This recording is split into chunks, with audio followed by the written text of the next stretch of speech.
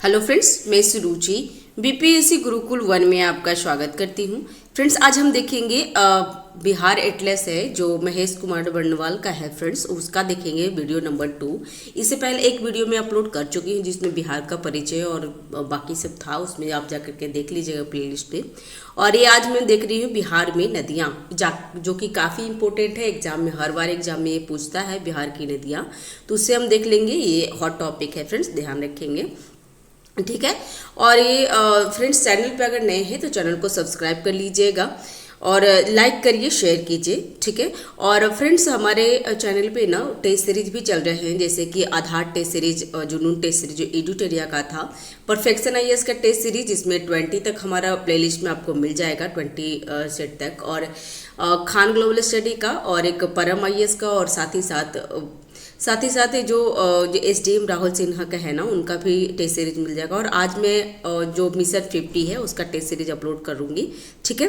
तो इसी तरीके से जितने भी जहां से भी आपको टेस्ट मिलता है वहां से टेस्ट कीजिए, कोई प्रॉब्लम नहीं है। और जितना ज़्यादा टेस्ट दीजिएगा उतना ज़्यादा इंपॉर्टेंट हो, ज़्यादा फायदा होगा आपका।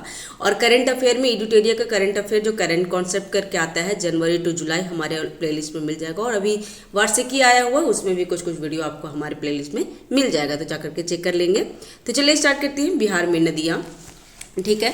तो हम लोग क्या कर लेंगे, पहले उत्तरी बिहार की नदियाँ देख लेंगे और फिर उसके बाद दक्षिणी बिहार की नदियाँ देख लेंगे।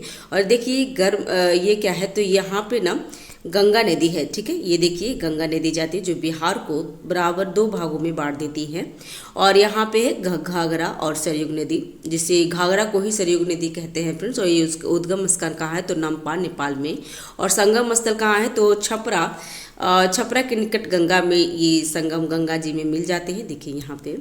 और ये मैप के थ्रू है, एटलस है फ्रेंड्स, ध्यान रखिएगा। और जो आप मैप के थ्रू पढ़ेंगे ना तो आपको एग्जाम में बहुत ज़्यादा हेल्प करेगा, क्योंकि आपका देखा हुआ और सुना हुआ ज़्यादा दिमाग में रहता है, ठीक है। और हाँ, पढ़ा हुआ तो रहता है, लेकिन उसको पढ़ने को बार बार पढ़ना पड़ता है, कम से कम 4 से 5 बार या 10 बार पढ़ेंगे तो आपको याद रहेगा। लेकिन अगर देखा हुआ है कि वो सही से देख लेंगे और सही से सुन लेंगे ना तो आपको हमेशा के लिए याद हो जाता है, ठीक है। तो यहाँ पे गंगा नदी है, गंगा नदी का देख लीजिए। यहाँ पे उद्गम स्थान नेपाल है, नेपाल हिमालय में, और संगम स्थान सोनपुर पहलेजा घाट में गंगा नदी में मिल जाती है। ये क्या, तो ये गंडक नदी है। बूढ़ी गंडक तो उद्गम स्थान चौतरवा और सोमेश्वर की पहाड़ी में, और संगम स्थान खगड़िया जिला गंगा नदी में मिल जाती है। बागमती तो शिवपुरी श्रेणी में निकलती है नेपाल, और बदला घाट कोसी में मिल जाती है। और कमला तो ये उद्गम स्थान है महाभारत श्रेणी नेपाल, और बदला घाट कोसी में मिल जाती है। और यहाँ पे देखिए कोसी है, कोसी नदी को बिहार का शुक भी कहा जाता है, जो गोसाई स्थान नामक जगह पे निकलता है, कुर्सेला गंगा नदी में मिल जाता है, ठीक है। और यहाँ पे हो गया महानंदा, तो महानंदा कुरसोंग दार्जिलिंग से निकलता है, और संगम स्थान बंगाल की खाड़ी बांग्लादेश में मिल जाता है, ठीक है। ध्यान रखिएगा। और नेक्स्ट अब हम लोग देख लेंगे दक्षिणी बिहार की नदियाँ। तो दक्षिणी बिहार की नदियों में सबसे प्रमुख है सोन नदी, क्योंकि ये वह सबसे पुराना भी है। और इस उद्गम स्थान क्या है, तो अमरकंटक मध्य प्रदेश से निकलती है, अनूपपुर जिला में। और संगम स्थान पटना के मनेरगांव गंगा नदी में मिल जाता है। ये पुनपुन नदी है, तो पुनपुन नदी उद्गम स्थान छोटा नागपुर का पठार पलामू जिला में, और इसका संगम स्थान पटना के फतुहा गंगा नदी में मिल जाता है। ये है हमारा फल्गु नदी, ठीक है। फल्गु नदी पुनपुन नदी का ही संगम, फल्गु नदी है जो पुनपुन नदी में मिल जाता है, ध्यान रखेंगे। और फल्गु नदी जो होता है उद्गम स्थान छोटा नागपुर के पठार है पलामू जिला में, और संगम स्थान पुनपुन नदी में है, ध्यान रखेंगे, ठीक है। और नेक्स्ट है क्यूल नदी है, तो उद्गम स्थान गिरिडीह तीसरी पहाड़ी, और संगम स्थान सूरजगढ़ लखीसराय गंगा नदी में मिल जाती है। ये हमारा अजय है, और ये गंगा नदी का मुहाना आप देख रहे हैं, गंगा नदी है, तो गंगोत्री उत्तराखंड से निकलती है, बंगाल की खाड़ी में मिल जाती है। और ये भागलपुर में, बिहार के भागलपुर से ये गंगा नदी बाहर आ जाती है, और पश्चिम बंगाल में सम्मिलित हो जाती है, तो ध्यान रखेंगे। अभी गंगा नदी तो हम लोग मैप से देख लिए, ठीक है। ये तो हमारे मैप से, जो मैप में ध्यान रहेगा ही। और एग्जाम में ना आपको 3 ऑप्शन दे देंगे, उत्तरी बिहार की नदी, और एक ऑप्शन दे देंगे दक्षिणी बिहार की नदी। तो इसमें पूछेगा कौन उत्तरी बिहार की नदी नहीं है, या कौन बाएं साइड, गंगा के बाएं साइड से नहीं मिलती है, दाएं साइड से नहीं मिलती। इस तरीके से क्वेश्चन सेट किया जाता है। अगर आप PYQ के देखेंगे तो आपको अंदाजा लग जाएगा। एक देख लीजिए, अब हम लोग देख लेते हैं इसके बारे में डिटेल्स में। तो डिटेल्स में अभी पढ़ लेते हैं फ्रेंड्स, कितना कितना कहाँ से निकलता है, कितना किलोमीटर है वगैरह सब कुछ इसमें डिटेल्स में मिलेगा। तो बिहार की नदियाँ हम देखते हैं। तो उत्तर बिहार की नदियाँ पश्चिम से पूर्व, यहाँ पे देख लीजिए क्या पूछ रहा है, पश्चिम से पूर्व पूछ रहा है। तो पश्चिम से इधर इधर ऐसे जाएगा पश्चिम से पूर्व में। तो जिसमें घाघरा, गंडक, बूढ़ी गंडक, बागमती, कमला, कोसी और महानंदा है। तो महानंदा सबसे पूर्वी में है फ्रेंड्स, और सबसे पश्चिमी में बिहार में घाघरा नदी है, जिसे सरयू नदी भी कहा जाता है। अभी देख लेते हैं दक्षिणी बिहार की नदियाँ। तो दक्षिणी बिहार की नदी पूरब से पश्चिम की ओर बता रहा है इसमें। तो पूरब में सबसे पूरब में कौन है, तो अजय, केऊल, फल्गु, सकरी, घाघरा, पुनपुन, सोन और कर्मनासा। तो पूर्वी नदियों में, पूर्वी से पश्चिम नदियों में सबसे ज़्यादा दक्षिण बिहार में कर्मनासा सबसे पश्चिम में है और अजय सबसे पूर्व में है। तो ये ध्यान रखिएगा। नेक्स्ट है अभी गंगा नदी के डिटेल्स क्या है। तो गंगा नदी उद्गम स्थान गंगोत्री, उत्तराखंड में गंगा नदी निकलती है और मुहाना बंगाल की खाड़ी में जाकर के मिलती है, वहाँ पे बहुत बड़ा डेल्टा का निर्माण करती है। नेक्स्ट है कुल लंबाई इसकी कितनी है, तो कुल लंबाई 2525 किलोमीटर है। और बिहार में लंबाई कितनी है, तो 445 किलोमीटर है। फिर ध्यान रखिएगा, इंपॉर्टेंट है, ऐसा पूछ देता है गंगा नदी की लंबाई या फिर बिहार में गंगा नदी की लंबाई कितनी है। तो ये क्वेश्चन आपको मिल जाएगा PYQ करेंगे तो। और नेक्स्ट है बिहार के 12 जिले से गुजरती है। तो ये भी क्वेश्चन बहुत बार आपको मिल जाएगा कि गंगा नदी बिहार के कितने जिलों से होकर गुजरती है। तो ध्यान रखिए, गंगा नदी बिहार के कुल 12 जिलों से होकर गुजरती है। ठीक है। नेक्स्ट है बिहार में प्रवेश बक्सर जिला चौसा में प्रवेश करती है, तो ध्यान रखेंगे। नेक्स्ट है घाघरा नदी। घाघरा नदी के बारे में पढ़ लेते हैं फ्रेंड्स। तो घाघरा नदी का उद्गम स्थान नेपाल में है और संगम स्थान कौन है, तो छपरा के निकट गंगा नदी में मिल जाता है। ठीक है। और उत्तर प्रदेश में यह बाढ़ का कारण बनती है। तो उत्तर प्रदेश में बाढ़ का कारण कौन सी नदी पड़ती है, तो ये घाघरा नदी। नेक्स्ट है दूसरा नाम इसका क्या है, तो दूसरा नाम सरयू नदी है फ्रेंड्स। ठीक है, ध्यान रखिएगा। जो अयोध्या में जो सरयू नदी का जो जिक्र आता है ना, वही नदी का जिक्र आता है फ्रेंड्स। नेक्स्ट है बिहार में प्रवेश, सारण जिला में प्रवेश करता है। बिहार में इसकी लंबाई कितनी है, तो 83 किलोमीटर है, ध्यान रखिएगा।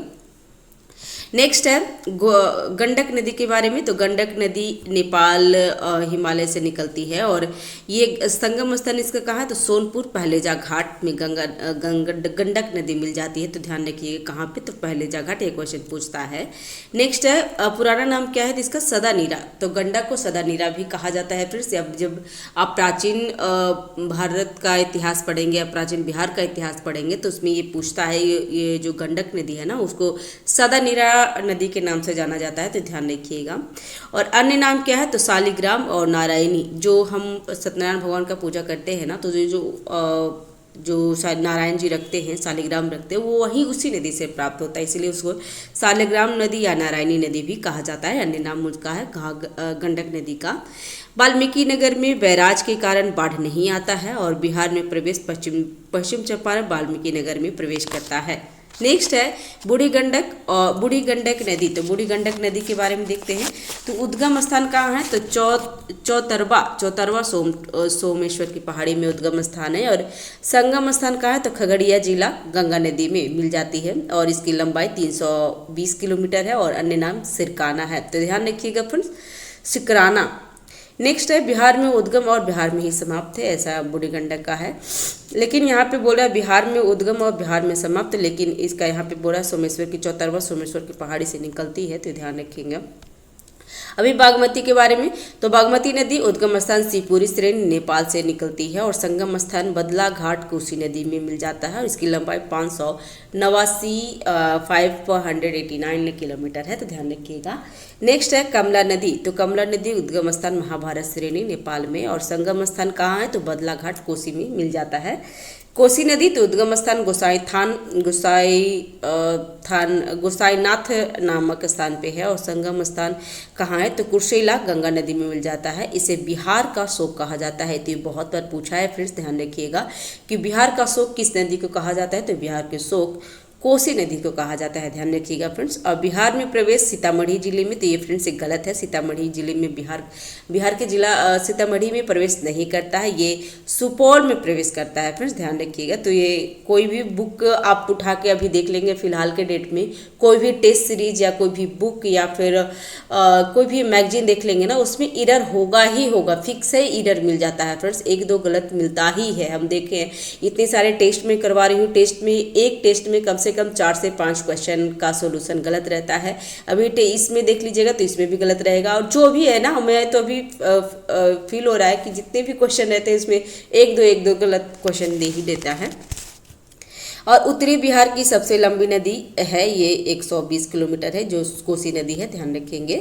नेक्स्ट है बिहार में नदियों के बारे में और डिटेल्स में देख लेते हैं, जो बचा है रिमेनिंग नदी। तो इसमें महानंदा, माफ कीजिएगा, महानंदा क्या है, तो महानंदा उद्गम स्थान कुर्सेओंग दार्जिलिंग में उसका उद्गम स्थान होता है, और संगम स्थान बंगाल की खाड़ी बांग्लादेश के गोदावरी गंगा नदी में मिल जाता है। नेक्स्ट है यह उत्तरी बिहार की सबसे पूर्व की नदी है, ध्यान रखेंगे, और यह गंगा में बाएं से मिलने वाली अंतिम नदी है, और बिहार में प्रवेश किशनगंज में करता है। तो फ्रेंड्स ध्यान रखेंगे। फ्रेंड्स अभी मैं रिसेंटली किसी क्लासेस का टेस्ट लगा रही थी ना, तो इसमें क्वेश्चन आया हुआ था, 4 नदियाँ दिया हुआ था, और इसमें पूछा था कि कौन बिहार में उद्गम होता है और बिहार में समाप्त होता है, और ऐसा ऑप्शन में था कि 3-4 नदियाँ जो दिया हुआ, 3 नदियाँ दिया हुआ था जिसका उद्गम स्थान नेपाल में था, और एक नदियाँ ऐसा था जो बिहार में ही उसका ये हुआ था, उद्गम हुआ था। तो इस तरीके से वे क्वेश्चन आ जाता है, आजकल टेस्ट में आ रहे हैं, तो ये सब ध्यान रखिएगा।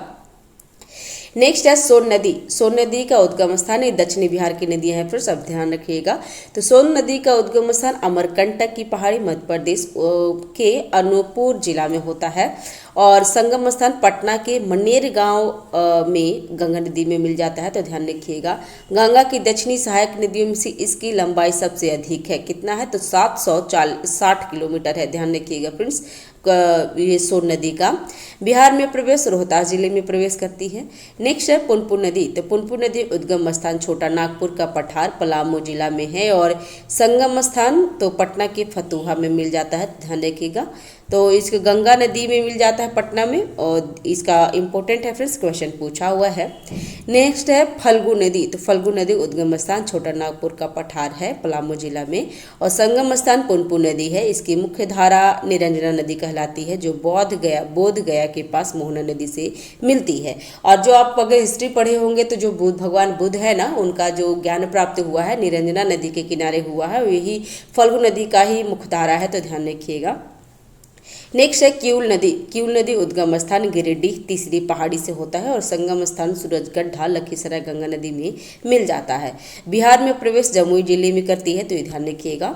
अभी हम देख लेते हैं बिहार में जो गर्म स्रोत है ना, गर्म जल स्रोत, ये भी क्वेश्चन बार बार पूछता है, तो ध्यान रखिएगा, हर टेस्ट में भी आपको मिल रहा होगा अगर आप टेस्ट दे रहे होंगे तो इसके प्रमुख स्थानों में मुख्यतः कौन है, तो मुख्यतः राजगीर और मुंगेर में ज़्यादातर गर्म जल का स्रोत मिलता है। वैसे और जगह पे भी मिलते हैं, लेकिन मुख्यतः 2 ही जगह पे ज़्यादातर है जो क्वेश्चन में आते हैं, जो राजगीर और मुंगेर है। तो राजगीर में कौन सी नदी है गर्म जल, और मुंगेर में क्या है, तो वो देख लेंगे। तो राजगीर में है ब्रह्मकुंड, सूर्यकुंड, नानक कुंड और गोमुख या मुखदुम कुंड है, ये ध्यान रखिएगा, ये राजगीर में है फ्रेंड्स।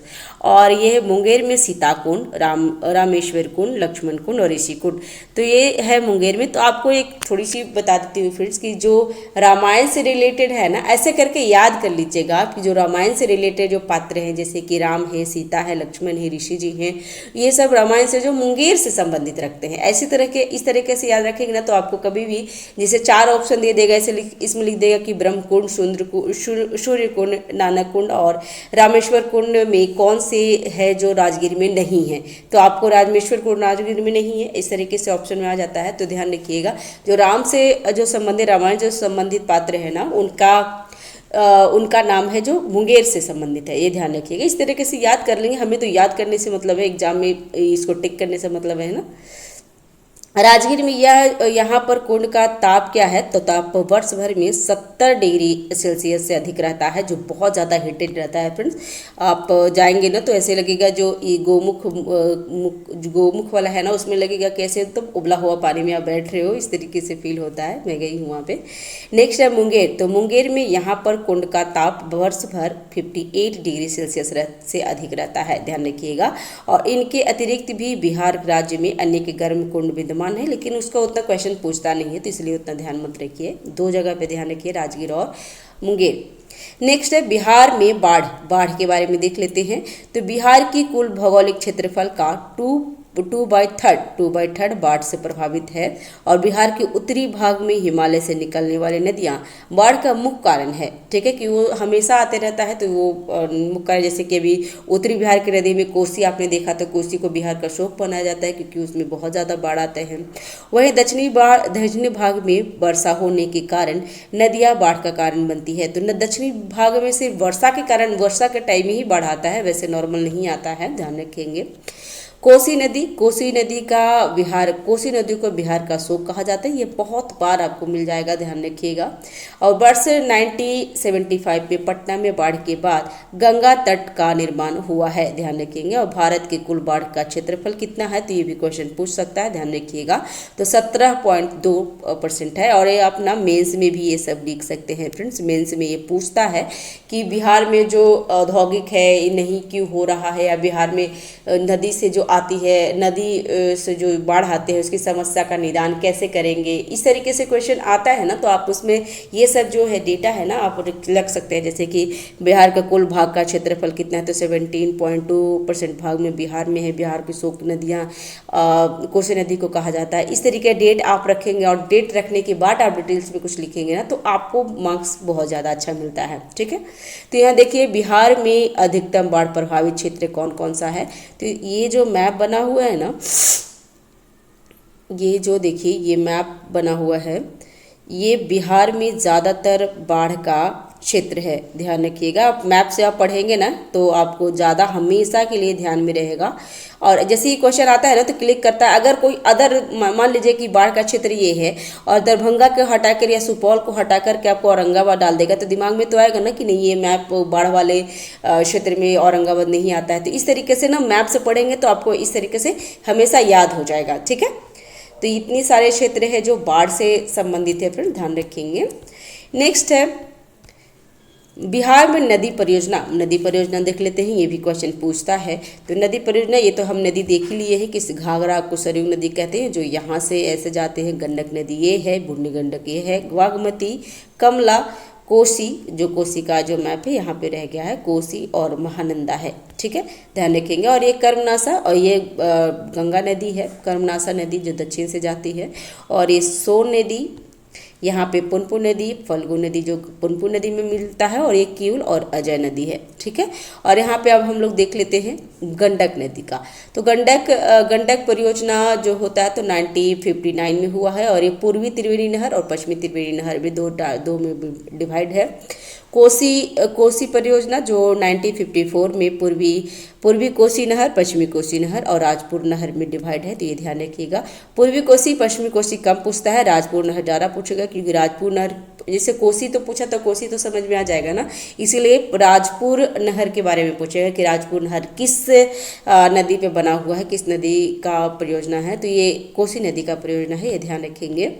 और नीचे है सोन नदी परियोजना। तो सबसे पुराना सोन नदी परियोजना है जो 1874 को बना था, और पूर्वी सोन नदी और पश्चिमी सोन नदी में डिवाइड है।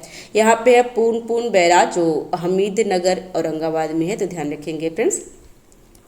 नेक्स्ट है यहाँ पे, अब हम उसको डिटेल्स में, जैसे यहाँ पे तो हम लोग मैप में देख लिए ना, और अभी हम डिटेल्स में देखेंगे। ठीक है,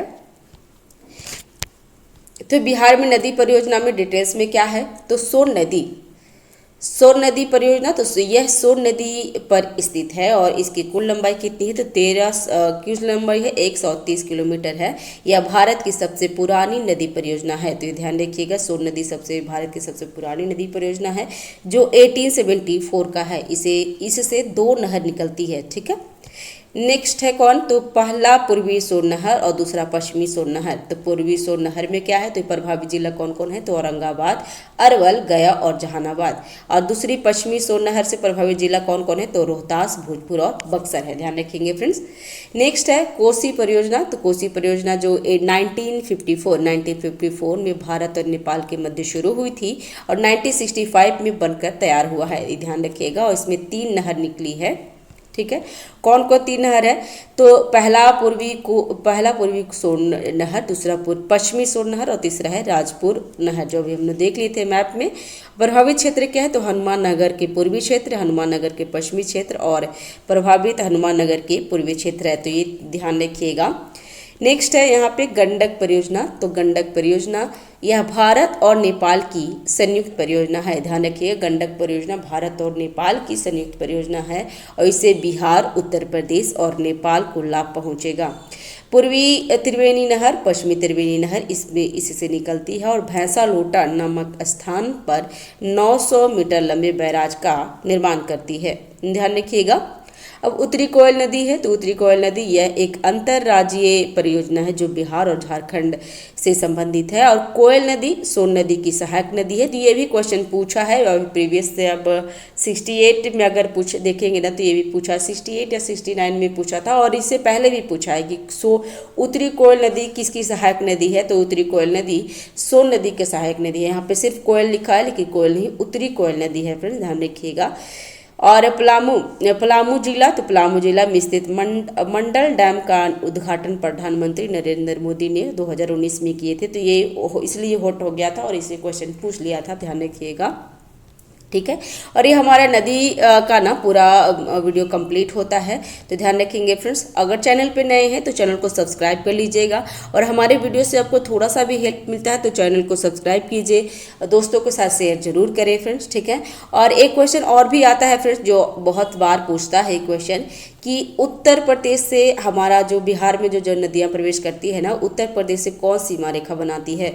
तो उत्तर रेखा से कर्मनासा बनाता है, ये गंडक बनाता है और घाघरा और गंडक बनाता है। तीन नदियां हैं जो उत्तर प्रदेश से मतलब ये बॉर्डर बनाता है। इसमें से एक ऑप्शन कोई और दे देगा जिसमें कोसी दे देगा या तो सोन नदी दे देगा, कुछ भी दे देगा, लेकिन उसमें पूछा कौन नदियां हैं जो उत्तर प्रदेश से रेखा नहीं बनाती है। तो इस तरीके से क्वेश्चन आपको मिल जाएगा फ्रेंड्स, ठीक है। तो thanks for watching, have a nice day, keep watching, keep learning, thank you, bye bye, good night.